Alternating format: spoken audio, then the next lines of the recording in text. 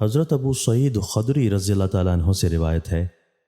کہ رسول اللہ صلی اللہ علیہ وآلہ وسلم نے بیان فرمایا کہ اللہ کے نبی موسیٰ علیہ السلام نے اللہ تعالیٰ کے حضور میں عرض کیا کہ اے میرے رب، مجھ کو کوئی کلمہ تعلیم فرما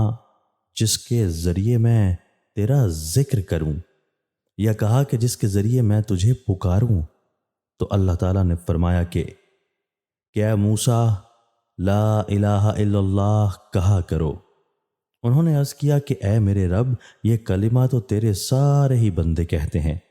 میں تو وہ کلمہ چاہتا ہوں جو آپ خصوصیت سے مجھے ہی بتائیں۔ اللہ تعالیٰ نے فرمایا کہ اے موسیٰ، اگر ساتوں آسمان اور میرے سوا وہ سب کائنات جس سے آسمانوں کی آبادی ہے اور ساتوں زمینیں ایک پلڑے میں رکھی جائیں اور لا الہ الا اللہ دوسرے پلڑے میں، تو لا الہ الا اللہ کا وزن ان سب سے زیادہ ہوگا۔ حضرت ابو ہریرہ رضی اللہ تعالیٰ عنہ سے روایت ہے کہ رسول اللہ صلی اللہ علیہ وآلہ وسلم نے مجھ سے فرمایا،